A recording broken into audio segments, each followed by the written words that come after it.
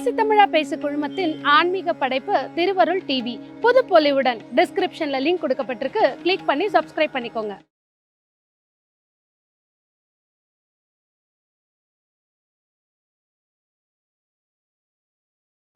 அவர் ஓட முடியாமல் இருக்கிறதுக்கு அவருடைய கால் நரம்புகள், அவர் பேச முடியாமல் இருக்கிறதுக்கு வாய்ப்பகுதிகள், அவர் மூளை செயல்படாமல் இருப்பதற்காக தலைப்பகுதி அப்படின்ட்டு எந்தெந்த இடத்துலாம் பண்ணால் இவரை கம்ப்ளீட்டாக மர்டர்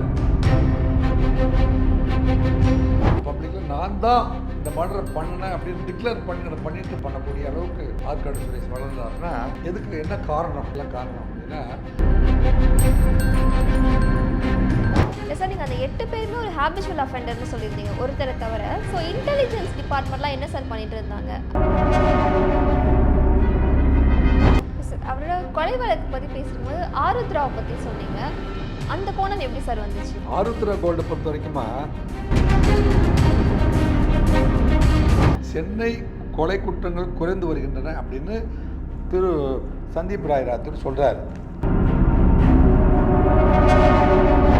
ஒரு ஹெட் கான்ஸ்டபிள் லெவலில் இது ஒரு சப் இன்ஸ்பெக்டர் லெவலில் ஒவ்வொரு மாநிலத்தோடையும் பர்சனலாக க்ளோஸாக கவனிப்பாங்க. இப்போ இவரை பொறுத்த வரைக்கும் அந்த சிஸ்டம் நடைமுறையில் இருந்ததாக எனக்கு தெரியல. உங்கள் தோழமை கட்சியில் இருக்கிற திருமாவளவன் அவர்களே நேற்று அந்த இடத்துல அடக்கம் செய்யறதுக்கு வர்றாரு. வந்துட்டு இங்கு கைது செய்யப்பட்டிருக்கிற 8 பேருமே உண்மை குற்றவாளி அல்ல அப்படின்னு டிக்ளேர் பண்ணுறாரு. எஸ் சார், அடுத்த கேள்வி அதுவாக தான் இருந்தது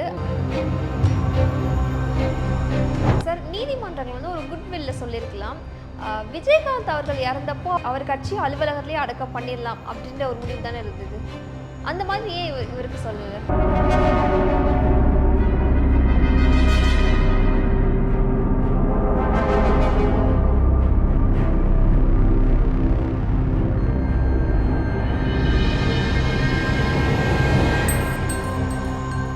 பேசு தமிழா பேசு நேயர்களுக்கு வணக்கம். இன்றைய சிறப்பு விருந்தினர் முன்னாள் காவல்துறை அதிகாரி ராஜேந்திர ராஜா அவர்கள். பல்வேறு விசாரணைக்காக பல பதக்கங்களையும் பாராட்டுகளையும் பெற்றவர், ஒரு அனுபவமிக்க காவல்துறை அதிகாரி. வணக்கம் சார். வணக்கம்மா. சென்னையில் கடந்த வெள்ளிக்கிழமை, அதாவது ஜூலை 5ஆம் தேதி கே ஆம்ஸ்ட்ராங் அப்படின்ற ஒரு நபர் கொலை செய்யப்பட்டிருக்காரு. இந்த சம்பவத்தோட தீவிரம் அப்படின்றது பல பேருக்கு தெரியறதில்லை. அதாவது இந்த நபர் யார் அப்படின்னா, பகுஜன் சமாஜ் அப்படின்ற ஒரு தேசிய கட்சி, அதாவது மாயாவதி அவரோட கட்சியோட மாநில தலைவராக இருக்காரு. இவர் கொலைக்கு பின்னணி என்ன அப்படின்றத பற்றியும், தமிழ்நாட்டில் சட்ட ஒழுங்கு எப்படி இருக்குது அப்படின்றத பற்றியும் தான் காவல்துறை அதிகாரிகிட்ட கேட்க போகிறோம். சார், நீங்கள் இந்த கொலை சம்பவத்தை பல நியூஸில் பார்த்துருப்பீங்க. ஒரு காவல்துறை அதிகாரியாக உங்களோட ஃபர்ஸ்ட் இம்ப்ரெஷன் என்னவா இருந்தது? அதாவதுமா, கொலை அப்படிங்கிறது முன்பகையின் மூலமாக செய்கிற கொலை அப்படின்னு சில கொலைகள் இருக்குது. சாதாரணமாக அவர் பேசுனதில் ப்ரொவோக் ஆயிடுறாங்க, சடன் ப்ரொவோகேஷன் சொல்லுவாங்க. சடன் ப்ரொவோகேஷன் அல்லது சொத்து தகராறு, நிலம் கொடுக்கல, பணம் கொடுக்கல, அல்லது பணத்தை வாங்கிட்டு தராமல் மறுத்துட்டாரு அப்படிங்கிறதுக்காக ஒருவர் கொலை செய்கிறதுன்னு ஒன்று இருக்குது. அப்புறம் நீங்கள் பேசின வார்த்தைகள் சரியில்லை, அல்லது உங்கள் செயல் சரியில்லை, அல்லது நீங்கள் என் குடும்பத்தில் ஒருத்தரை அவமானப்படுத்திட்டீங்க, அந்த மாதிரியான சூழ்நிலையில் ஏற்படுற சடன் ப்ரொவோகேஷன் மாடர்ன் ஒன்று இருக்குது. அப்புறமே அதுக்கு ப்ரொஃபஷனல் கிரிமினல்ஸ் பண்ணக்கூடிய ஆர்கனைஸ்டு மர்டர். இது ஆர்கனைஸ்டு மர்டர். ஆர்கனைஸ்டுனா திட்டமிட்ட கொலை, திட்டமிட்ட பயங்கரவாத கொலை. அதாவது இந்த ப்ரொஃபஷனல் கில்லர்ஸ் வச்சு செய்யப்பட்ட கொலை.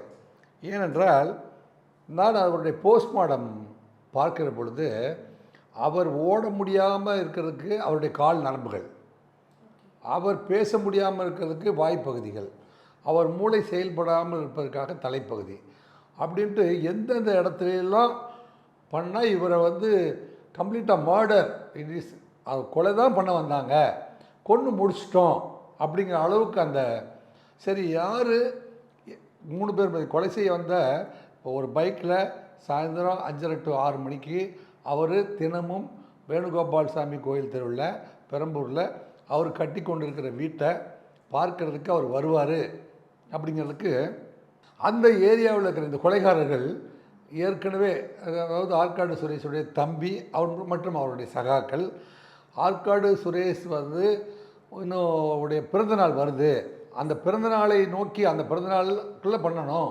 அப்படிங்கிறது தான் அவங்க எய்மாக இருந்திருக்குது. அதுக்கு ஒரு இன்ஃபார்மெண்ட்டை செட் பண்ணியிருக்காங்க. இன்ஃபார்மெண்ட்டை செட் பண்ணி அங்கே இருக்கிற ஆட்டோக்காரர் இவர் வந்து இங்கே இப்போ 6 மணிக்கு வருவார், அவர் கார் வந்தோடனே நான் தகவல் சொல்கிறேன், அப்போ வந்துருங்க அப்படிங்கிற அளவுக்கு இன்ஃபர்மேஷனை செட் பண்ணி ஆட்டோக்காரர் தகவல் கொடுத்து இவங்க 6 பேர் வந்து ஸ்விக்கியில் வந்து உணவுப் பொருட்களை சப்ளை பண்ணுற மாதிரி புது மாதிரியான மெத்தடு திரைப்படங்களில் அல்லது அதிதீவிர திரைப்படங்களில் எல்லாம் அறிமுகப்படுத்துவாங்க பார்த்தீங்களா, புது மாதிரியான ஒரு கொலை. அதில் வந்து ஸ்விக்கி மெத்தட் அப்படிங்கிறத இன்ட்ரடியூஸ் பண்ணியிருக்கான். ஸ்விக்கி போடுற ஷர்ட் எப்படி கிடச்சிது, அந்த மாதிரி சட்டையோட ஏற்பாடு எவ்வளோ நாளைக்கு இப்போ நமக்கு உங்களுக்கோ எனக்கோ அந்த ஸ்விக்கியில் சாப்பாடு கொடுக்குறாங்க இல்லையா, அந்த சப்ளையரோட ஷர்ட் நமக்கு கிடைக்குமா? அதில் வேலை பார்க்குறவங்களுக்கு கிடைக்கும். அங்கே வேலை பார்க்குறவங்களுக்கு தான் அது கிடைக்கும். அந்த வேலை பார்க்குற ஒரு ஆள்கிட்ட ஒரு சட்டையை வாங்கி இந்த கொலை செய்கிறவங்க 6 பேருமே அவங்க அளவை கொடுத்து அல்லது அந்த சைஸில் அந்த சட்டையை ரெடி பண்ணி அதை போட்டுட்டு இந்த கொலைக்கு தயாராக இருக்காங்க. அப்படி தானே அது கருத்து. இப்போ 3 பைக்கில் 6 பேர் உட்காரணும், அவங்கவுங்க ஆயுதத்தை உடைக்குள் மறைத்து கொண்டு வரணும், அது அவங்கள அறுத்துறாமல் அந்த இடத்துக்கு சம்பவ இடத்துக்கு போய் அதை எடுத்து அதை கரெக்டாக பாயிண்ட் அவுட் பண்ணி அவரை வெட்டணும் அப்படின்ட்டு இவ்வளோ பெரிய அந்த குறுகலான சந்துக்குள்ளே கண்ணிமைக்கும் நேரத்துக்குள்ளே உள்ளே வந்து அது ஏற்கனவே 10 பேர் சர்வேலன்ஸ் இருக்காங்க. யார் வந்து சர்வேலன்ஸ்லேருந்து கமாண்ட் கொடுக்குறாங்க, அதை வந்து எக்ஸிக்யூட் பண்ணுறாங்க. கமாண்ட் அண்ட் எக்ஸிக்யூஷன் மெத்தட் கிட்டத்தட்ட போலீஸில் தான் வந்து இந்த மாதிரியான சிஸ்டம் அல்லது ரெவென்யூ டிபார்ட்மெண்ட்டில் அல்லது இன்டெலிஜென்ஸ் டிபார்ட்மெண்ட்டில் தான் வந்து கமாண்ட் ஒரு இடத்துலேருந்து வரும், இங்கே எக்ஸிக்யூஷன் ஒரு இடத்துல நடக்கும். இந்த மாதிரியான ஆர்கனைஸ்டு மர்டர்லாம் தமிழ்நாட்டில் நடந்ததில்லை. ஸோ தமிழ்நாட்டில் வந்து இது மாதிரி ஆர்கனைஸ்டு மர்டர் அல்லது கூலிக்கு கொலை செய்தல் போன்ற கொலையெல்லாம் வந்து தமிழ்நாட்டில் நடந்ததில்லை. ஓகே சார், அதில் அவங்க நோக்கம் வந்து ரொம்ப தெளிவாக இருக்கு இல்லையா சார்? இவரோட சேர்ந்து இன்னும் 2 பேரையும் தாக்கியிருக்காங்க. இல்லை, அவர் கூட வந்த 2 பேரையும் அவருடைய சொந்த அண்ணனையும் வந்து தடுக்க முயற்சி. அவங்க அண்ணன் வந்து ஐயோ தம்பியை வெட்டுறாங்களேன்னு தடுக்க முயற்சிக்கிற பொழுது அவர் வெட்டிட்டார். அவர் சம்பவ இடத்தை தன்னுடைய தம்பி ஒரு ஒரு ஒரு ஸ்டேட் லெவலில் ஒரு நேஷனல் லெவலில் இருக்கிற தலைவர்கள் அத்தனை பேருக்கும் பேசக்கூடிய, இப்போ சென்னையில் அவருக்கு தெரியாத தலைவர்களே இல்லை. நீங்கள் பார்த்தீங்கன்னா நேற்றைய தினம் வந்து அத்தனை அரசியல் தலைவர்களுமே வந்து அங்கே வந்து குமிஞ்சிட்டாங்க. ஒரு செல்வாக்கு வாய்ந்த ஒரு நபர். இவளு இந்த கொலைகாரர்களுக்கு இந்த ஒர்த் ஆஃப் த பர்சன் தெரியாமல் பண்ணிட்டாங்க. இப்போ இதில் வந்து பார்த்திங்கன்னா ராஜசேகர் அப்படின்னு ஆருத்ரா கோல்டு ஓனர் ராஜசேகர் அப்படிங்கிறவர் ஒரு பொதுமக்கள்கிட்ட இருந்து முதலீடுகளை வாங்கி அது கொடுக்க முடியாமல் அது போயிடுது அல்லது கொடுக்க மறுக்கிறார். அது ஒரு வழக்காக மாறுது. அது வந்து எக்கனாமிக் ஆஃபென்சஸ் விங்கு EOW அப்படிங்கிற டிபார்ட்மெண்ட்டு அதை விசாரிக்குது. இல்லை சார், இந்த வழக்குக்கு வந்து பல கோணங்கள் இருக்கும். ஆமாம், இது நடந்த அன்னைக்கும் பார்த்தா ஆற்காடு சுரேஷ் அவரோட பிறந்த நாளாக இருக்குது. ஸோ இல்லை சரணடைந்த நபர்களில் வந்து சரணடைந்துருக்காங்க, இல்லை போலீஸ் பிடிச்சிருக்காங்க 8 பேரை. அதில் ஒருத்தர் வந்து ஆற்காடு சுரேஷோட தம்பியவும் அரெஸ்ட் பண்ணியிருக்காங்க தானே சார்? ஆமாம். ஸோ அந்த கோணத்தில் எப்படி பார்க்குறது? இல்லை, ஆற்காடு சுரேஷ் ஏற்கனவே வந்து பட்டினப்பாக்கத்தில் ஒரு விசேஷம் என்னென்னா, அங்கே வந்து மீன் உணவு சாப்பிட்றதுக்குன்ட்டு பிரத்யோகமாக ஒரு 2-3 இடம் இருக்குது. அங்கே ஃப்ரெஷ்ஷாக கடல்லேருந்து கொண்டு வர மீனை வந்து அவங்க கேட்குற மாதிரியான டேஸ்ட்டில் பண்ணி கொடுக்கறதுக்கான ஒரு 10 கடைகள் இப்போ உருவாகிருக்கு. அந்த கடைக்கு அடிக்கடி ஆற்காடு சுரேஷ் போவார் அப்படிங்கிறது வாட்ச் பண்ணப்பட்டிருக்குது. ஆற்காடு சுரேஷ் வந்து அவர் கொலை எப்படி நடந்துச்சு, அது எப்படி நடந்துச்சு அப்படின்னா, தென்னரசு அப்படிங்கிறவருக்கு அவருக்கும் பகை இருந்ததாகவும், என்னங்க தென்னரசுக்கு எப்படி பகை இருந்ததுங்கிறது அது போனால் அது வந்து வேறு ஒரு எபிசோடுக்கு போயிடும். தென்னரசுக்கும் அவருக்கும் பகை இருந்தது அப்படிங்கிறது ஒரு எபிசோட். இதில் ஆம்ஸ்ட்ராங் அவர்கள் எப்படி வராங்க சார்? இல்லை, ஆம்ஸ்ட்ராங்க்கு வந்து எனக்கு தெரிந்தவரை ஆம்ஸ்ட்ராங்க்கும் இந்த வழக்குக்கும் அந்த வழக்கில் வந்து இப்போ ஆற்காடு சுரேஷ் கொலை வழக்கில் இவரை குற்றவாளியை சேர்க்கப்படவும் இல்லை, எந்த சாட்சியும் இவர் எகென்ஸ்டாக சொல்லப்படவும் இல்லை. ஆனால் இவர் வந்து எப்படியோ ஒரு தகவல் ஆற்காடு சுரேஷுடைய தம்பிக்கு ஆம்ஸ்ட்ராங்குடைய உத்தரவின் பேரில் தான் நடந்ததாக சொல்லப்பட்டிருக்க கூடும்னு நான் நினைக்கிறேன். அதனால் தன்னுடைய அண்ணனுடைய சாவுக்கு இவர் தான் காரணம் அப்படின்னு அவர் கருதியிருக்கிறார். அப்படி அண்டர்ஸ்டாண்ட் பண்ணதுனால தான் அவர் தலைமையில் அது எக்ஸிக்யூட் பண்ணப்படுது அப்படிங்கிறது தற்காலிகமாக நமக்கு தெரிய வருது. ஸோ இந்த கைது செய்யப்பட்ட 8 பேருமே ஒரு ஹேபிச்சுவல் அஃபெண்டராக இருக்காங்களா? இதுக்கு முன்னாடி அவங்க மேலே குற்றங்கள் இருந்திருக்கா? ஆமாம், கைது செய்யப்பட்டவர்கள் மேலே வந்து ஏற்கனவே கொலை வழக்குகள் அவங்க மேலே இருக்குது. ஒரு ஒவ்வொரு மேலேயும் ஒவ்வொருத்தர் மேலேயும் வந்து 3 வழக்குகள் இருக்குது. வழக்கு இல்லாத ஒரு நபர்களும் வந்திருக்காங்க. ஸோ இப்போ வந்து ஆற்காடு சுரேஷுடைய தம்பி நம்ம பேசின் பிரிட்ஜ் பக்கத்தில் இருக்கிற புளியந்தோப்பு பகுதியில் ஒரு பகுதியில் அவர் வசிக்கிறார். இதனுடைய அதர் சைடு இந்த பக்கம் பெரம்பூரில் இவர் ஆம்ஸ்டாங் இருக்கிறார். இது ஆம்ஸ்டாங்குடைய ஆளுகைக்கு உட்பட்டு இப்போ வந்து யார் ஹீரோ? இப்போ அந்த இவங்க இப்போ பெரம்பூரில் இவர் வசிக்கிற பகுதி வேறு, அவர் வசிக்கிறது வந்து எலிஃபண்ட் கேட் போலீஸ் ஸ்டேஷன் பக்கத்தில் இருக்கிற பகுதி அது வேறு. ஆனால் இந்த ஏரியாவிலேயே வந்து வர்ற பஞ்சாயத்துகள் போக்குவரத்துகளில் வந்து யார் வந்து லீடராக இருக்கிறது, யார் சொன்னால் எல்லோரும் கேட்கணும் அப்படின்னு ஒரு கேங் வார் அது வந்து அது உள்ளுக்குள்ளே இருக்கும். அதை நீங்கள் தொடர்ந்து பண்ணி பார்த்தீங்கன்னா இந்த ஆற்காடு சுரேஷ் வந்து அதாவது முன்னையே வட சென்னையில் வண்ணாரப்பேட்டையில் ஒரு நம்ம மறைந்த மதுசூதனன் அவர்கள் மேடையில் இருக்கிற பொழுதே அந்த மேடைக்கிலே போய் ஒருத்தரை வெட்டி கொண்டாடுறாரு ஆற்காடு சுரேஷ். அவ்வளோ ஒரு பப்ளிக்கில் பொதுக்கூட்டம் நடத்துறதுக்கு தயாராக இருந்த இடத்துல போய் வந்து பப்ளிக்கில் நான் தான் இந்த மர்டரை பண்ணினேன் அப்படின்னு டிக்ளேர் பண்ணிட்டு பண்ணக்கூடிய அளவுக்கு ஆற்காடு சுரேஷ் வளர்ந்தாருன்னா எதுக்கு என்ன காரணம்? இதுக்கெல்லாம் காரணம் அப்படின்னா அவங்க அம்மா அப்பாவே வந்து கொஞ்ச நாள் இங்கே இருந்து பார்த்துட்டு வேண்டாண்டா வாங்கடா ஊருக்கே போயிடலாம், இந்த மாதிரி வம்பெல்லாம் வேண்டான்னு சொல்லிட்டு அவங்க ஆற்காடு பக்கத்தில் இருக்கிற பொன்னைங்கிற ஊருக்கு போயிட்டாங்க. இவங்க வந்து தம்பியும் அண்ணனும் வந்து அந்த வீட்டில் இருந்துக்கிட்டு அந்த அவங்க தாய் தந்தையர் இருந்த வீட்டில் இருந்துட்டு அந்த 10th மேலே அவங்க வந்து படிப்பை தொடராமல் இந்த மாதிரியான தீய சவகாசங்கள்லேயே வளர்ந்து வர்றதுனாலையும் இந்த டான்கள் கூடவே பின்னாடி போகிறதுனாலையும் டான் ஆகணும்னா என்ன குவாலிஃபிகேஷன் அப்படிங்கிற பொழுது 1 மர்டர் 2 மர்டர் 3 மர்டர் பண்ணால் தான் நம்ம வந்து டான் ஆக முடியும். அப்போ இவர் வந்து 3 பண்ணியிருக்காரு அப்படின்னா இவர் வந்து அவர் சொன்னால் நம்ம கேட்கணும்.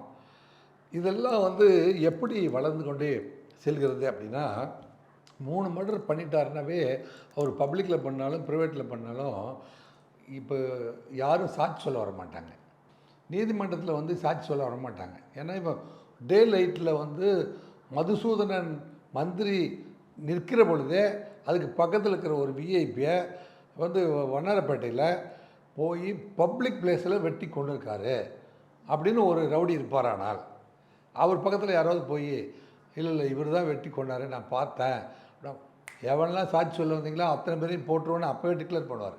இந்த மக்களுக்கு பயம் இருக்கும். காவல்துறை அதிகாரிகள் எந்த நடவடிக்கை எடுக்கலையா? காவல்துறை பொறுத்த வரைக்கும் வழக்கு போட்டு இப்போ திரு சந்தீப் ராய் ராத்தோர் இருக்கார். அவருக்கு கீழே நீங்கள் வந்து அஸ்ரா கிளார்க் அப்படின்னு இவங்களாம் வந்து தலை சிறந்த காவல்துறை அதிகாரிகள் தமிழ்நாட்டில். இப்போ சந்தீப் ராய் ராத்தோர் வந்து இதில் வந்து இன்டர்நேஷ்னல் போலீஸ் அகாடமியிலலாம் போய் அவர் ட்ரைனிங் எடுத்தவர். இப்போ அஸ்ரா கார்க் வந்து மிகவும் திறமையான அதிகாரின்னு தமிழ்நாட்டில் அவர் போகிற ஊர்லெலாம் வந்து குற்றமே நடக்காது அப்படின்னு சொல்கிற அளவுக்கு இருக்கக்கூடிய அஸ்ரா கார்க்கு. இல்லை சார், நீங்கள் அந்த 8 பேருமே ஒரு ஹேபிச்சுவல் அஃபெண்டர்னு சொல்லியிருந்தீங்க ஒருத்தரை தவிர. ஸோ இன்டெலிஜென்ஸ் டிபார்ட்மெண்ட்லாம் என்ன சார் பண்ணிட்டு இருந்தாங்க? அவங்களுக்கு வந்துட்டு இந்த மாதிரி இவருக்கு த்ரெட் இருக்குது அப்படின்ற இன்ஃபர்மேஷன் கிடச்சிருக்கும் தானே? இப்போ இன்டெலிஜென்ஸ் டிபார்ட்மெண்ட் வந்து நாங்கள் லோக்கல் போலீஸ் ஸ்டேஷன் ஆர்கனைஸ்ட் கிரைமை விசாரிக்கிறாங்க இல்லையா, அவங்க வந்து இவங்களுக்கு நாங்கள் வந்து லேசாக வந்து அந்த லோக்கல் போலீஸுக்கு ஹிண்ட்ஸ் கொடுத்தோம் அப்படின்னு சொல்கிறாங்க. ஆனால் அது போதவில்லை, அந்த தகவல்கள் போதவில்லை. சந்தீப் ராயத்தோட பேசும்போது ரொம்ப முரண்பாடாக பேசாரு. 3 தடவை இவருக்கு த்ரெட் இருக்குன்னு வந்தது, ஆனால் வந்து பொலிட்டிக்கல் த்ரெட் இல்லை அப்படின்னு சொல்கிறாரு. ஒரு முரண்பாடான ஸ்டேட்மெண்ட் வைக்கிறாரு. பொலிட்டிக்கல் த்ரெட் இல்லை அப்படின்னு சொல்வதற்கு நம்ம வந்து எலிசிட் பண்ண முடியல. பொலிட்டிக்கல் த்ரெட்னால் இப்போ வந்து வட சென்னையில் இப்போ இவங்க வந்து திமுகவிலையும் அதிமுகவிலையும் மாற்றி இருந்திருக்காங்க. மதுசூதனன், நான் திருப்பி மதுசூதனன் சொன்னேன். அந்த கட்சின்னு சொல்லாமல் மதுசூதனன் இருக்கிற இடத்துல வட சென்னையில் அந்த ஸ்டேஜிலே போய் ஆற்காடு சுரேஷ் கொலை பண்ணுறாரு. அப்போ வந்து அந்த கட்சியை சேர்ந்தவர் கொலை பண்ணுறாரா இல்லை இவர் வந்து திமுக ஆதரவாளரா? அதை வந்து காவல்துறை கவனத்தில் எடுத்துக்கொள்ளட்டும். என்னங்க, இவங்க 2 பேரும் திமுக ஆதரவாளர்களாக வந்தாங்களா? சமீப காலமாக தான் வந்து மிகப்பெரிய அரசியல் புரிதல் வந்து இப்போ ஆம்ஸ்ட்ராங்கை பொறுத்த வரைக்குமா மிகப்பெரிய அரசியல் புரிதலில் இப்போ அவருடைய பேச்செல்லாம் நம்ம கேட்டோம்னா, அவர் வந்து சமூக விடுதலைக்கு எல்லாருமே வந்து கான்ஸ்டியூஷன் படிச்சிருக்கணும், அம்பேத்கரிசத்தை படிச்சிருக்கணும், அம்பேத்கரை படிச்சிருக்கணும், அம்பேத்கர் தான் வந்து இடஒதுக்கீடுக்கும் பெண்கள் இடஒதுக்கீடுக்கும் பிற்படுத்தப்பட்டவருக்கான இடஒதுக்கீட்டையும் உறுதி செஞ்சவர். இன்றைய தினம் வந்து இப்போ அவர் பார்த்திங்கன்னா அவர் பேசுகிற பொழுது மிகவும் பிற்படுத்தப்பட்டவர், பெண்கள் மற்றும் தாழ்த்தப்பட்டவர் இத்தனை பேருமே வந்து சமூகத்தில் வந்து அந்தஸ்து பெறணும், அரசியல் அதிகாரம் பெறணும்னு சொல்லுவார். நான் அவரை வந்து ஒரு சாதிய தலைவராக அடைச்சிறதுக்கு நான் விரும்பலை. அப்படி எப்படி நீங்களாம் வந்து எங்கள் தலைவர்கள் தான் பிஏ படிச்சிங்க, நீங்களாம் வந்து பெண்கள்லாம் வந்து பேசலாம் பார்த்தீங்களா, பெண்கள்லாம் வந்து ஓசி பயணம், ஏம்மா உங்களை மாதிரி மிகவும் பிற்படுத்தப்பட்ட சாதிக்காரங்களுக்கெல்லாம் என் கூட சேர் போட்டு உட்கார வைக்கிறேன். இப்படி சில பேர் வந்து இந்த சில சமூகம் வந்து அரசியலில் வந்து மேலே வரக்கூடாது அப்படின்னு நினைக்கிறவங்களும் இருக்காங்க. அதனால் அரசியல் காரணமாக என்னங்க தனிப்பட்ட காரணமாக சரி இப்படி எடுத்து பார்த்தீங்கன்னா இவர் வந்து இந்த தன்னை வந்து புத்த மார்க்கத்துக்கு அம்பேத்கரியத்துக்குள்ளே கொண்டு போயிடுறாரு, புத்த மார்க்கத்துக்கு கொண்டு போயிடுறாரு. அவர் வந்து எல்லாத்தையும் வந்து கல்வியாளர்களாக மாற்றணும், தன்னுடைய உரிமையை போராடி பெறணும். அது அது வந்து அரசியல் ரீதியாக ஓட்டு வங்கியின் மூலமாக தேர்தல் அரசியலில் வென்று நம்ம வந்து வரணும், அப்படி தான் அவர் பயணம் பண்ணியிருக்காரு. அவரை கொண்டுட்டு இவரை கொண்டுட்டு நம்ம அரசியலுக்கு பெரிய ஆள் வரணும் அப்படின்னு அவர் சொன்னதாக தற்போது அவருடைய பேச்சுகளெல்லாம் எடுத்து பார்க்குற பொழுது அவர் அப்படி ஒரு அநீதி பண்ணி எல்லாரையும் வெட்டி போட்டுட்டு நம்ம வந்து தலைவர் ஆயிடணும்னு அவர் நினைக்கல. ஆனால் அவர் மேலேயும் பல வழக்குகள் இருக்குது அப்படின்னு தானே சொல்கிறாங்க. இல்லை, அவர் மீது வந்து சிறிய லா காலேஜ் கேஸு, லா காலேஜில் வந்து ஒருவர் வந்து என்ன சொல்கிறாருமா, எல்லா சமூகத்தை சேர்ந்தவங்களும் படிக்கிறாங்க, அது அம்பேத்கர் சட்டக்கல்லூரி அப்படிங்கிறது அந்த கல்லூரியுடைய பெயர். அங்கே படிக்கிற ஒரு இளைஞரை சொல்கிறாரு, அம்பேத்கர்னு நாங்கள் போட மாட்டோம், இல்லைங்க நாங்கள் வந்து அரசு கலைக்கல்லூரின்னு பத்திரிக்கை அடிக்கிறோம் அப்படின்னு சொல்கிறாங்க. ஸோ இது இவர் வந்து அம்பேத்கரியத்தை இவர் தூக்கி பிடிக்கிறவர், அதனால் இவர் தான் வந்து தூண்டி விட்டுருப்பாரோ அப்படின்னு இவருடைய பெயர் சேர்க்கப்பட்டிருக்கிறத ஒழிய அங்கே இது சடன் ப்ரொவோகேஷனில் தான் நடந்துச்சு. ஏன்னா அம்பேத்கர் சட்டக்கல்லூரியில் நடந்த சண்டை அப்போ நான் அங்கே காவல் அதிகாரியாக இருந்திருக்கேன். அந்த மாணவனுக்கும் இந்த மாணவனுக்கும் இவங்க கோஷ்டிக்கும் அவங்க கோஷ்டியும் திடீர்னு ஒரு சண்டை வந்துச்சு. அது ஊடகங்கள் பெருசாக்கிடுச்சு. அது ஆம்ஸ்ட்ராங் காரணமாக இருப்பார்களோ அப்படின்னு சொன்னாங்க. ஆம்ஸ்ட்ராங்கை வந்து கைது பண்ணதே நான் தான். ஸோ ஆம்ஸ்ட்ராங்கை அந்த வழக்கில் யாராலையும் பல மாதங்களாக கைது செய்ய முடியவில்லை. அவர் இருக்கிற இடத்தை யாராலும் கண்டுபிடிக்க முடியவில்லை. அப்புறம் ஹோட்டல் பெவர்லி அப்படிங்கிற ஈகா தேட்டருக்கு பின்னாடி இருக்கிற இடத்துல இருந்து அவரை வந்து சாதுரியமான முறையில், அவரை வந்து மோதியெல்லாம் இல்லை, நான் போய் நாகரிகமாக வந்து ஒரு சூழ்நிலையில் சார் இந்த வழக்கு வாரண்ட் இல்லாமல் உங்களை கைது செய்யக்கூடிய அளவுக்கு செக்ஷன்ஸ் இருக்குது, you can go on bail அப்படின்னு சொன்னதுக்கப்புறம் அவர் வந்து கோஆப்ரேட் பண்ணார், அந்த அரெஸ்ட்டுக்கு கோஆப்ரேட் பண்ணார். அது வந்து உயர்நீதிமன்றத்தில் இருக்கிற வழக்கறிஞர்கள் 100 பேர் வந்து அவரை நான் நெருங்குகிற பொழுது 100 பேர் வந்துட்டாங்க. அந்த 100 வழக்கறிஞர்களும் கன்வின்ஸ் ஆனாங்க, நாங்கள் வந்து இந்த வழக்கில் நாங்கள் வந்து ஒரு நீதிமன்றத்தின் முன்பு ஆஜர் செய்கிறோம், நீங்கள் வந்து பிணையில் போகலாம், நீங்கள் உங்கள் தரப்பில் வந்து நீங்கள் குற்றமற்றவர் என்பதை நீங்கள் நீதிமன்றத்தில் நிரூபிக்கலாம் அப்படிங்கிறதெல்லாம் நம்ம எடுத்து சொன்னோம். அந்த அரெஸ்ட் அன்னைக்கே, அந்த அரெஸ்ட் அன்னைக்கு பெவர்லி ஹோட்டலே இடிஞ்சு விழுதுருமோ அப்படின்னு அந்த உரிமையாளர்கள்லாம் வந்து அசந்து போனாங்க. கிட்டத்தட்ட வழக்கறிஞர்கள் அந்த பக்கம் 100 பேர் இருக்காங்க, இந்த பக்கம் காவல்துறை சேர்ந்தவர்கள் நாங்கள் 100 பேர் இருக்கோம். அதில் வந்து மெயின் ரோல் ப்ளே பண்ணது நான். என்னங்க அவர் கன்வின்ஸ் ஆகி அரெஸ்ட் ஆகி எங்களோட வந்தார், கோஆப்ரேட் பண்ணார். அதன் பிறகு அவர் வந்து சிறைக்கு செல்கின்ற பொழுது இவ்வளவு கோஆப்ரேட் பண்ணினீங்க அப்படின்ட்டு சிறைக்கு செல்கிற பொழுது நாங்கள் தான் சாப்பாடு கொடுத்து அனுப்பணும். அவருக்கு அன்றைக்கு நல்லபடியான சாப்பாடு கொடுத்து நாங்கள் அனுப்பி வச்சோம் அவரை. சார், அவரோட கொலை வழக்கு பற்றி பேசும்போது ஆருத்ராவை பற்றி சொன்னீங்க, அந்த கோணம் எப்படி சார் வந்துச்சு? ஆருத்ரா கோல்டை பொறுத்த வரைக்குமா அதிக வட்டி தருவதாக 2438 கோடி ரூபாய், 2438 கோடி ரூபாய் மோசடி செய்ததாக ஆருத்ரா நிறுவனத்தினுடைய இயக்குனர் ராஜசேகர் அவர் வந்து கைதாகிறாரு. அந்த ராஜசேகர் வந்து அது சம்பந்தமாக வழக்கு விசாரணை வந்து எக்கனாமிக் அஃபென்சஸ் விங்கில் விசாரணையில் இருக்குது. இதில் முதலீடு செய்தவர்கள் அதிக வட்டிக்கு ஆசைப்பட்டு முதலீடு செஞ்சாங்க பார்த்தீங்களா, இந்த முதலீட்டாளர்கள் எல்லாம் வந்து நீண்ட நெடுங்காலம் காத்திருக்கிற பொழுது அவங்களுடைய இந்த நிறுவனத்துடைய நிர்வாக அதிகாரி இருக்கார் பார்த்தீங்களா, அவங்க நிறுவனத்துடைய சொத்துக்களில் வந்து பார்த்திங்கன்னா கைப்பற்றின சொத்து 50% கூட வரல. ஸோ எத்தனை பேருக்கு பிரித்து கொடுக்குறது, இந்த பணத்தை எப்படி பிரித்து கொடுக்குறது, மீதி பணமெல்லாம் எங்கே இருக்குதுங்கிறது விசாரணையில் இருக்குது. அப்படி விசாரணை இருக்கும்போது ஆம்ஸ்ட்ராங்க்கு இந்த ஆருத்ரா நிறுவனத்தினுடைய இயக்குனர் ராஜசேகர் இருக்கார் பார்த்தீங்களா, ராஜசேகருக்கு ஏற்கனவே வந்து இப்போ நான் ஒரு போலீஸ் ஆஃபீஸர், அவருக்கு ஒரு இடத்துல அறிமுகமாக இருக்கு இல்லையா, அதுபோல் வந்து ராஜசேகர் இயக்குனர் ஆருத்ரா ராஜசேகர் வந்து ஆம்ஸ்ட்ராங்க்கு ஏற்கனவே அறிமுகமானவர். இப்போ EOW வந்து இவர்கிட்ட இருக்கிற சொத்துக்களை எல்லாம் வந்து முழுமையாக கைப்பற்றி பிரித்து கொடுக்காத சூழ்நிலையில் முதலீடு செய்த முதலீட்டாளர்கள் பார்த்தீங்களா, அந்த முதலீட்டாளர்களில் சில பேர் இந்த விஷயத்தை தெரிஞ்சுக்கிட்டு ஆம்ஸ்ட்ராங்கிட்ட வராங்க. ஏன் உங்களுக்கு தெரிஞ்சவர் தானே, நான் வந்து 47 லட்சத்தை போட்டுட்டேன், நான் 1.5 கோடி இன்வெஸ்ட் பண்ணிட்டேன், குடும்பமே நடுத்தருவில் நிற்குது. இப்போ என்னை பொறுத்த வரைக்கும் பார்த்திங்கன்னா மெட்ராஸ் IITலையும் அண்ணா யூனிவர்சிட்டிலையும் இருக்கிற பேராசிரியர்கள் ஒருத்தர் பாவம், அவங்க சிஸ்டர் வீட்டு, மைத்துனர் வீடு, மாமியார் வீட்டில எல்லாம் வந்து வாங்கி 2 கோடி ரூபாயை வந்து அதில் இன்வெஸ்ட் பண்ணிட்டார்.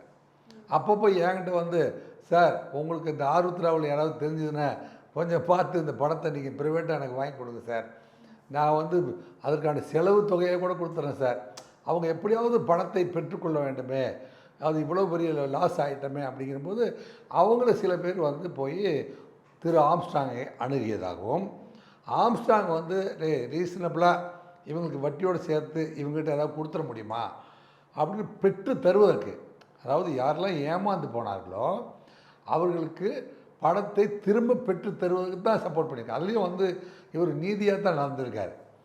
கட்ட பஞ்சாயத்து மாதிரி பண்ணுறது. ஆமாம், இப்போ இவர் வந்து கட்ட பஞ்சாயத்து, இவர் வந்து அவர் ராஜசேகரை கூப்பிட்டு இந்த மாதிரி முக்கியமான சில நண்பர்கள் என்னை அணுகுகிறார்கள், அவங்களாம் பணத்தை திருப்பி கொடுத்துரு அப்படின்னு தான் சொல்லியிருக்காரு.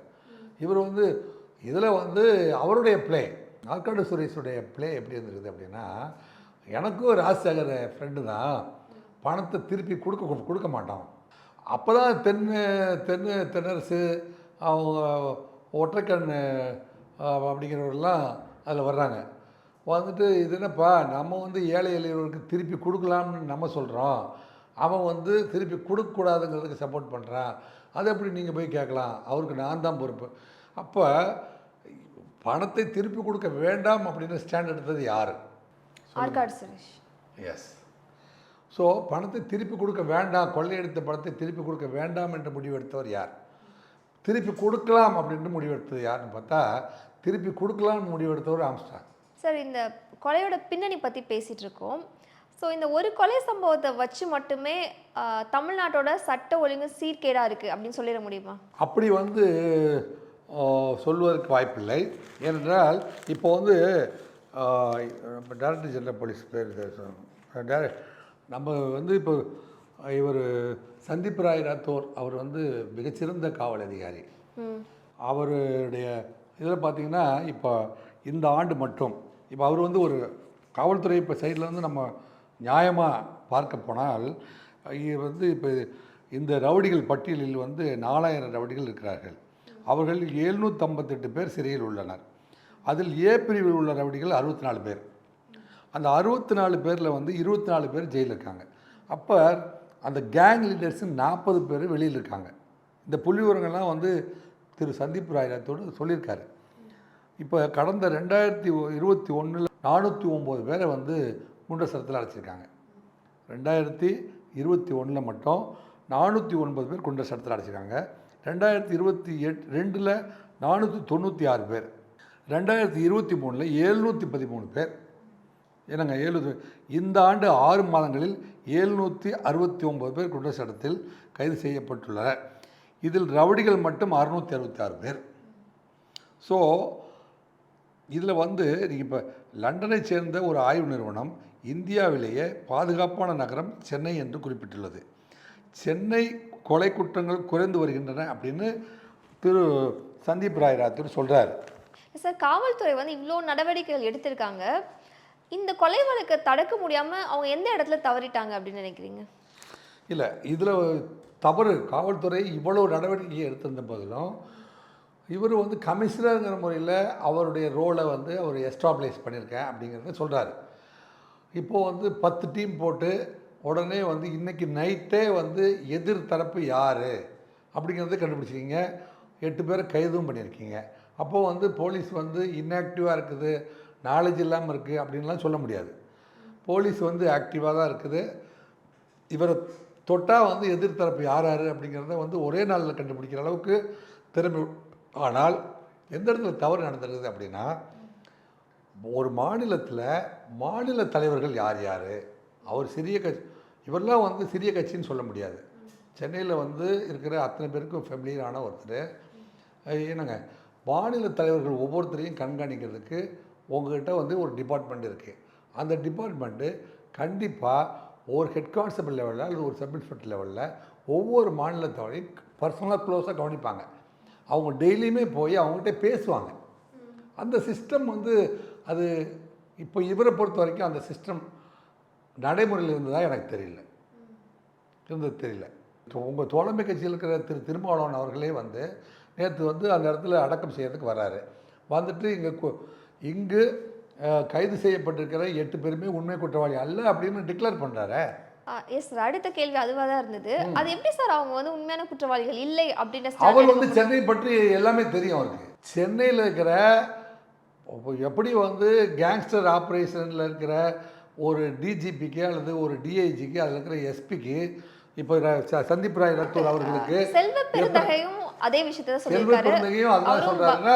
அவங்களுக்கெல்லாம் வந்து எத்தனை கேங் லீடர்ஸ் இருக்கிறாங்க, எந்த டீம் வந்திருக்கோம் அப்படிங்கிறது அவங்களுக்கு தெரியும், உங்களுக்கு தெரியல.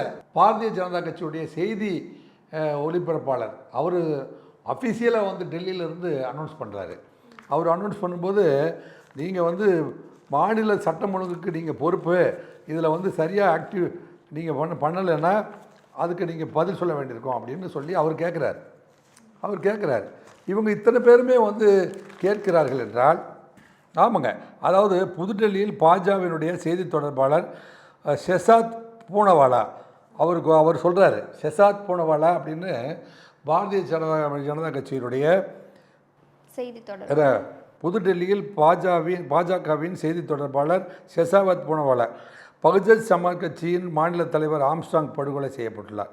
கொடூரமான ஆயுதங்களுடன் தமிழகத்தில் சட்டம் ஒழுங்கு முற்றிலுமாக சீர்கேடு அடைந்துள்ளது. இதை வந்து நீங்கள் கண்டிப்பாக வந்து இதுக்கு முதல்வர் ஸ்டாலின் தான் பொறுப்பு அப்படின்னு அவர் சொல்கிறார் அங்கேருந்து.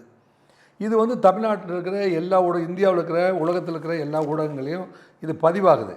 இப்போ இங்கே பார்த்திங்கன்னா திருமாவளவன் சீமான் சொல்கிறாரு, தமிழகத்தில் 31 நாட்களில் 133 படுகொலைகள். சீமான் ஒரு மாநில தலைவர். ஆமாம் சார், சீமான் ஒரு எத்தனை மாநில தலைவர்கள் என்னங்க, தமிழகத்தில் 31 நாட்களில் 133 படுகொலைகள் நடந்துள்ளன. தெரிந்த பலர் 11 கொலைகள் செய்துவிட்டு சாட்சிகள் என வெளியே வந்துள்ளார். என்னங்க, சாட்சி சொல்லவே மக்கள் அச்சப்படுகின்றனர். பல குற்றவாளிகள் வெளியே வந்ததும் சாட்சி சொல்ல வரும் மக்களை மிரட்டி அவர்களை சொல்ல விடாமல் தடுத்து விடுகின்றனர் அப்படின்னு வந்து சீமான் சொல்கிறாரு. திரு வாசன், அமைதியின் உருவமாக இருக்கக்கூடிய திரு வாசன் அவர்கள் வந்து அவர் வந்து சொல்கிறாரு, தமிழகத்தில் சட்டம் ஒழுங்கு சீர்கேட்டுள்ளது என்பதற்கு ஆம்ஸ்ட்ராங் கொலை சம்பவம் ஒரு எடுத்துக்காட்டு அப்படின்னு சொல்கிறாரு. என்னங்க, தமிழிசை சவுந்தரராஜன் வந்து டெய்லி மர்டர் கழகம் அப்படின்னு சொல்ல தோணுதுங்கிறாங்க. ஸோ வந்தவங்க அத்தனை பேருமே மாநில தலைவர். எத்தனை மாநில தலைவர்கள்? தமிழ்நாட்டுக்கு ஒரே ஒரு மாநிலத்தை ஆளுங்கட்சி எதிர்கட்சி மாநில தலைவர்னு நினைக்காதீங்க. மற்ற எல்லா கட்சிக்காரங்களுமே மாநில தலைவர் தான். திரு அண்ணாமலை அவர்கள் ஒரு மாநில தலைவர். அவர் வந்து ஒரு தேசிய கட்சியுடைய மாநில தலைவர். புரியுதா உங்களுக்கு? ஆம்ஸ்ட்ராங் அவங்களோட கேடரில் இருக்கு. ஆமாம், ஆம்ஸ்ட்ராங் அண்ணாமலை மாதிரி அவரும் வந்து ஒரு தேசிய கட்சியுடைய மாநில தலைவர். என்னங்க, ஒரு தேசிய கட்சியுடைய மாநில தலைவர் அல்லது தமிழ்நாட்டுடைய மாநில தலைவர்கள் எனக்கு ஏற்கனவே வந்து தேசிய கட்சியுடைய மாநில தலைவராக இருந்தவங்க அக்கா தமிழிசை சவுந்தரராஜன் இத்தனை பேருமே வந்து அந்த இடத்துல வந்து கதறி இருக்காங்களே அப்படின்னா இதை பற்றி நீங்கள் புரிஞ்சுக்கணுமா இல்லையா? புரிஞ்சுக்கணும். என்ன செய்யணும்? இவரை வந்து சொல்லியிருக்காரு இல்லையா, இப்போ சந்தீப் ராத்தோர் சொல்லியிருக்காரு, இந்த 40 ரவுடிகள் லெஃப்ட் அவுட்டு வெளியில் இருக்கானுங்கன்னு சொல்கிறாங்க இல்லையா, 40 ரவுடிகளை நீங்கள் வந்து கண்காணிக்கணும். ஒன்று ரைட். இந்த ஆம்ஸ்ட்ராங் கொலை வழக்கில் இப்போ ஆம்ஸ்ட்ராங்குடைய உடல் வந்து இப்போ 200 ஹைகோர்ட் சொல்லுது, எல்லோரும் மனசை செத்தா எத்தனை அடி 6 அடி நிலம் சொல்லுவாங்க. ஹைகோர்ட் சொல்லுது கவர்மெண்ட் வந்து 200 சதுர அடி உங்களுக்கு தரோன்னு சொல்லுது. ஸோ இறந்த பிறகு தனக்கு கிளைம் பண்ணி 200 அடி இடத்தை வாங்கியிருக்கிறாரு யார்? திரு ஆம்ஸ்ட்ராங் அவர்கள். தமிழ்நாடு கவர்மெண்ட்டே வந்து 200 அடி இடம் தரேன்னு சொல்கிறாங்க. கவர்மெண்ட்டு அந்த அளவுக்கு நீங்கள் கன்சிடர் பண்ணியிருக்கீங்க. அதன் பிறகு அவர் வந்து அவருடைய உறவினருடைய இடத்துல போயிட்டு அவர் வந்து அடக்கம் செஞ்சுருக்காரு. ஆனால் அவர் கட்சி அலுவலகத்தில் அடக்கம் செய்யக்கூடாது அப்படின்னு சொல்லியிருக்காங்க. இல்லை, கட்சி அலுவலகத்தில் அடக்கம் செய்யக்கூடாதுங்கிறதுக்கு உயர்நீதிமன்றம் சொன்ன காரணங்கள் என்னென்னா, அது வந்து வேணுகோபால் சாமி கோயில் தெரு அப்படிங்கிறது வந்து சின்ன சந்தாக இருக்குது, அதில் ஸ்டாம்பேட் ஆகி யாராவது இறந்துடக்கூடாது. அது இப்போ உங்களுக்கு வந்து அன்றைக்கி இப்போ அவருடைய வெட்டினோடனே அங்கே அசம்பிளான கூட்டம் என்னங்க. இப்போ நான் அவர் கைது செய்ய போகிற பொழுதே அசம்பிளானதுக்கு 100 வக்கீல் வழக்கறிஞர்கள். எனக்கு பெவர்லி ஓட்டரே வந்து உடஞ்சி சிதறி போயுமோ அப்படின்னு நினைக்கிற அளவுக்கு கூட்டம் என்னங்க. அவர் வந்து மாயாவதி அவர்களை வந்து சென்னையில் வந்து தீவுத்திடலில் அழைச்சிட்டு வந்து ஒரு மிகப்பெரிய கூட்டத்தை தேர்தல் பரப்புரையை நடத்தினார் 2011 என்னங்க. 2010-11 அப்போ பார்த்திங்கன்னா அந்த தீவுத்திடலே வந்து நிரம்பி போகிற அளவுக்கு அலையின மக்கள் கூட்டம். அந்த அளவுக்கு ஒரு கூட்டத்தை நடத்தக்கூடிய தகுதி படைத்தவர் தான் வந்து ஆம்ஸ்ட்ராங்.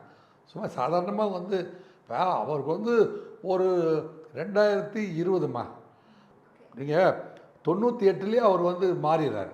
இப்போ 1990களிலேருந்தே அவர் வந்து அரசியல் பாதைக்கு வந்துடுறார். அவர் சொந்த கட்சி வச்சுருந்தார். இப்போ வந்து இவர் பூவை மூர்த்தியார் கூட அவர் பயணம் பண்ணிகிட்ருக்காரு. மூர்த்தியார் இறந்ததுக்கப்புறம் அந்த கட்சிக்கு தலைவர் ஆகிறதுக்கு முயற்சி பண்ணுறாரு. அதன் பிறகு அவர் வந்து அங்கே போக முடியலன்னு தெரிஞ்சோடனே வேறு ஒரு இயக்கத்துக்கு வந்து அப்படியே வந்து பிஎஸ்பியில் போய் ஜாயின் பண்ணி இயக்கத்தை கடைசி வரைக்குமே வந்து மூத்த அரசியல்வாதி திரு ரங்கநாதன் அவர் வந்து காங்கிரஸ் கட்சியில் பேரியக்கத்திலும் திமுகவிலையும் வளர்ந்து வந்தார். அவர் வந்து ரங்கநாதன் வந்து தம்பி இவ்வளோ போதும், இவ்வளோக்கு மேலே போகாதுன்னு ரங்கநாதனால் வந்து கடிவாளம் போட்டு வளர்க்கப்பட்டவர் தான். அவர் வந்து காட்டாட்டு வெல்லும் போல் ஓடியவர் அல்ல. அப்போ இந்த பக்கம் பார்த்திங்கன்னா திருமாவளவனோடவும், அந்த பக்கம் வந்து ரங்கநாதனோடவும், இந்த பக்கம் வந்து மாயாவதியுடைய அறிவுரையும், இது போன்ற சூழ்நிலையில் ஒரு வளர்ந்து வர்றவர் தான் அவர். அவர் சமீபத்தில் வந்து அம்பேத்கருடைய பிறந்த நாளுக்கு போய் அவருடைய ஊரில் வந்து சமூக நீதினா என்ன அப்படின்னு அங்கே போய் ஒரு மகாநாட்டில் கலந்துக்கிட்டு அதை புரிதல் கொண்டு வந்துட்டு இங்கே வந்து சென்னையில் ஒரு கூட்டத்தை நடத்தியிருக்காரு. அந்த பேச்சு இப்பொழுது எல்லாருக்கும் ஊடகங்களில் வருது. அந்த பேச்சு வந்து ஒரு ரிஃபைன்டு அரசியல்வாதியாக தான் அவர் பயணம் பண்ணியிருக்காரு அப்படிங்கிறது அவருடைய பேச்சின் மூலமாக தெரியுது.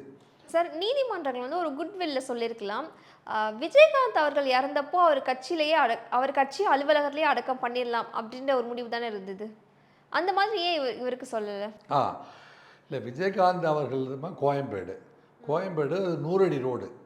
100 அடி ரோடில் அவருடைய அலுவலகத்துக்கு எதிர்த்த மாதிரி ஒரு மிகப்பெரிய ஜனங்க வந்து ஈஸியாக கோயம்பேடுக்கோ அல்லது கோயம்பேடு ரவுண்டானாவுக்கோ அந்த பாலத்துக்கு பக்கத்தில் வந்துட்டு போகிறவங்க ஈஸியாக வந்துட்டு போகிற அளவுக்கு ஆக்சசிபிலிட்டி இருக்குது.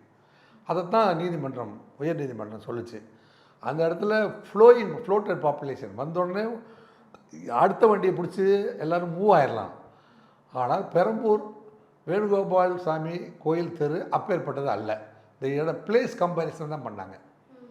இது இவருக்கு கொடுக்கணும், அவருக்கு கொடுக்கக்கூடாதுன்னு நீதிமன்றங்கள் நினைத்ததாக சொல்லலை. அவங்க நீதிபதியே அவங்க என்ன சொல்லியிருக்காங்க, நான் அவருடைய சகோதரி நிலையிலிருந்து தான் இதை பார்க்குறேன்னு சொல்லியிருக்காங்க.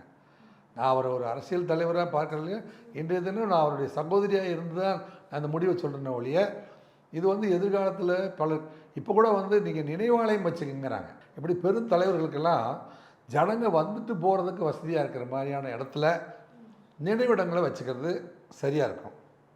அதன்படி வந்து இதுவரைக்கும் நடந்த ஆஃப்டர் மர்டர் நடந்ததெல்லாம் சரியாக தான் நடந்திருக்கு. ஆனால் மர்டர் நடந்தது சரிதானா அப்படிங்கிறது தான் இப்போ முக்கியப்படியாக இருக்குது. மர்டர் நடந்தது சரிதானா அப்படின்னா மர்டர் வந்து தொடர்ந்து நடப்பது சரியல்ல. அதாவது சென்னை மாநகரத்தை பொறுத்த வரைக்கும் ஒரு அமைதி பூங்கா அப்படின்னு இந்தியாவில் இருக்கிற அனைத்து தலைவர்களும் வாயிலிருந்து உச்சரிப்பு என்னென்னா தமிழ்நாடு ஒரு நல்ல ஊர், மெட்ராஸ் நல்ல மெட்ராஸ், என்னங்க தமிழ்நாட்டுக்கு வந்து ஒரு பாதுகாப்பான ஊர், தொழிலாளர்கள் அத்தனை பேருமே அமைதியாக போயிடுறாங்க, நாணயமாக நடந்துக்கிறாங்க, ஏமாற்ற மாட்டேங்கிறாங்க, கடினமாக உழைக்கிறாங்க, என்னங்க மிகவும் 55% மாணவர்கள் நல்லா படிக்கிறாங்க, ஆனால் வந்து ஆட்சியாளர்கள் தான் வந்து வேலை கொடுக்க மாட்டாங்க, என்னங்க அதனால் வந்து வெளிநாட்டில் இருந்தவங்கலாம் வந்து என்ன செய்கிறாங்க, நாங்கள் கம்பெனி ஆரம்பித்து உங்களுக்கு வேலை கொடுக்குறேன்னு சொல்கிறாங்க. முதலமைச்சர் ஸ்டாலின் அவர்கள் சொன்ன விஷயம் என்னன்னா, சட்ட ஒழுங்குத்துறை என்னோட நேரடி கண்காணிப்பில் இருக்கும் அப்படின்னு சொல்லியிருந்தாரு. எப்போ சொன்னாருமா? இல்லை சார், ஆட்சிக்கு வரதுக்கு முன்னாடியே சொல்லியிருந்தாரு. ஆட்சி வரதுக்கு முன்னாடி. ஓகே. இப்போ காவல்துறைக்கு ஃப்ரீ ஹேண்ட் கொடுக்கப்பட்டிருக்கா சார்? அதாவதுமா காவல்துறையை பொறுத்த வரைக்கும் நீங்கள் வேலை பாருங்கள் அப்படின்னு தான் சொல்லி இப்போ முதல்வர் வந்து தனக்கே ஒரு கெட்ட பேர் வாங்கிக்கணும் அப்படின்னு நினைக்க மாட்டார். எல்லா முதலமைச்சர்களுமே நல்லா காவல்துறை சிறப்பாக செயல்பட்டால் தான் நம்ம கவர்மெண்ட்டுக்கு உரிய மரியாதை இருக்கும், அப்போ தான் பொதுமக்கள் வந்து பாதுகாப்பான முறையில் இருந்தால் தான். ஆனால் எங்கே தவறு நடக்குது அப்படின்னா காவல்துறையில் வந்து விசாரணை அதிகாரிகள் இருக்காங்க பார்த்தீங்களா, அவங்களுக்கு போதிய ஸ்ட்ரென்த் இல்லை. ஒரு விசாரணை நடக்கணும் அப்படின்னா ஒரு சீனியர் மோஸ்ட் இன்ஸ்பெக்டர் அப்படின்னு ஒருத்தர் இருக்கணும். அவர் கீழே 3 டெப்டி இன்ஸ்பெக்டர் இருக்கணும். ஒன்று வந்து சீனியர் மோஸ்ட் இன்ஸ்பெக்டர் வந்து அட்மின் மட்டும் பார்க்கணும், நிலையத்துடைய அட்மினிஸ்ட்ரேஷன் ஒர்க்கை வந்து சீனியர் மோஸ்ட் இன்ஸ்பெக்டர் பார்க்கணும். ஒரு வழக்குன்னு வந்துச்சுன்னா அந்த சம்பவ இடத்துக்கு 2-3 சப் இன்ஸ்பெக்டரையும் சயின்டிஃபிக் அசிஸ்டன்ஸையும் எல்லாத்தையும் கூட்டிகிட்டு போய் டீம் ஆஃப் பீப்புளை கூட்டிகிட்டு போயிட்டு விசாரணை பண்ணுறதுக்கு. ஒரு விசாரணை பண்ணிட்டு இருக்கும்போது அந்த தெருவில் ஒரு கலாட்டா சார், இந்த தெருவில் ஒரு கலாட்டானா வேறு இன்ஸ்பெக்டர் போகணும். என்னங்க இப்போ இருக்கிற ஜூரிஸ்டிக்ஷன்லாம் வந்து நாகரிக வளர்ச்சி, டிரான்ஸ்போர்ட்டேஷன் இன்க்ரீஸ் இருக்குது, அப்புறம் தெருவு சாராய கடை இருக்குது, பிராந்தி கடை இருக்குது, அந்த பிராந்தி கடைக்கு பக்கத்தில் பார் இருக்குது. பார் தகராறுக்கே வந்து அந்த இப்போ நீங்கள் பார்த்தீங்கன்னா அந்த இவங்க பெட்ரோல் வண்டின்னு ஒன்று கொடுத்துருப்பாங்க. எங்கே பார்த்தீங்கன்னா பாரு பக்கத்தில் போய் நிற்பார். ஏன்னா பாரில் குடிச்சிட்டு தகராறு பண்ணிடுறான்னு அடிக்கடி அவன் கால்ஸ் வருது. ஸோ நீங்கள் நடத்துகிற பாருக்கு பந்தோபஸ்து கொடுக்கறதுக்கே பெட்ரோல் வண்டிக்காரருக்கு சரியாக போச்சு. ரைட்டு. இருக்கிற இன்ஸ்பெக்டர் நீங்கள் ஒவ்வொரு காவல் நிலையத்தில் போய் நீங்கள் அப்படியே காரில் போய் கண்ணாடியை கூட இறக்க வேண்டாம், காரில் அப்படியே போய் ரகசியமாக மாட்டுடையில் போய் பாருங்கள். ஒவ்வொரு காவல் நிலையத்திலும் 100 பேர் நிற்பாங்க. அவங்கள அந்த இன்ஸ்பெக்டர் ரிசீவ் பண்ணணும். ரிசீவ் பண்ண இன்ஸ்பெக்டரே வந்து வழக்கு பதிவு பண்ணணும். வழக்கு பண்ணி இது பண்ணி நீதிமன்றத்துக்கு அனுப்பணும். நீதிமன்றத்துக்கு அனுப்பினவரே சாட்சிகளையும் ஆஜர்படுத்தணும்னா அது முடியுமா? இன்ஸ்பெக்டர்கள் வந்து 1000 கை கொண்ட அபூர்வ சிந்தாமணிகள் அல்ல. இன்ஸ்பெக்டர்களும் மனிதர்கள் தான். என்னங்க காவல்துறை அப்படிங்கிற இதுக்கு வந்து நீங்கள் வந்து எக்ஸ் போலீஸ் ஆஃபீஸர்னு கூட நீங்கள் போட்டுக்கூடாது அப்படிலாம். காவல்துறை இருக்கிறவங்க 3 ஷிஃப்ட் பார்க்குறான். என்னங்க எக்ஸ் போலீஸ் எக்ஸ் ஆர்மி அப்படின்னு வரான் பார்த்தீங்களா, அவனுக்கெல்லாம் எக்ஸ் ஆர்மின்னா வேலை கொடுப்பான். எக்ஸ் ஆர்மி பீப்புளுக்கு சாகிற வரைக்கும் கேன்டீன் ஃபெசிலிட்டி உண்டு. ஆனால் போலீஸ்க்கு சாகிற வரைக்கும் ரிட்டையர்ட் ஆனதுக்கு அடுத்த நாள்லேருந்து எந்த ஃபெசிலிட்டியும் கிடையாது. என்னங்க அப்படி ஒரு நிலைமையில் தான் காவல்துறை இருக்கிறவங்க வேலை பார்க்குறாங்க.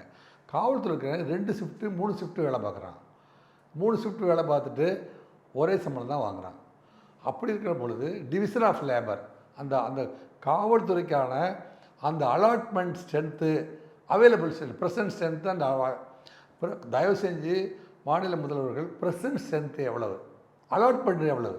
அலாட்மெண்ட் 65 பேர் அப்படின்னா அந்த ஸ்டேஷனில் 35 காவலர் தான் நீங்கள் போட்டிருக்கீங்க அப்படின்னா 35 பேர் 65 பேர் சுமக்க வேண்டிய சுமையை சுமந்துட்டுருக்கான் அப்படின்னு அர்த்தம். அதில் புளியந்தோப்பு போன்ற இடங்களில் புளியந்தோப்பில் இத்தனை மர்டர் தொடர்ந்து நடக்குமானால் வட சென்னையில் காவல் நிலையங்களை அதிகப்படுத்தணும். ஒவ்வொரு ஏரியாவில் மக்கள் தொகைக்கு ஏற்ற காவல் நிலையங்களை அதிகப்படுத்தணும். இப்போ வந்து கவுன்சிலரை மட்டும் அரசியல்வாதிகள் கவுன்சிலரை மட்டும் 200 பேர் ஆக்கிட்டீங்க. கவுன்சிலர் எதுக்கு? என்ன பண்ணுவார் கவுன்சிலரு? கட்டணம் கட்டுற இடத்துலலாம் போய் என்ன சூப்பர்வைசராக நிற்பார். என்ன பிளான் போட்டது சரியாக இருக்குதா? என்னங்க இவர் வந்து சாக்கடை போட்டதில் 19% வந்துருச்சா?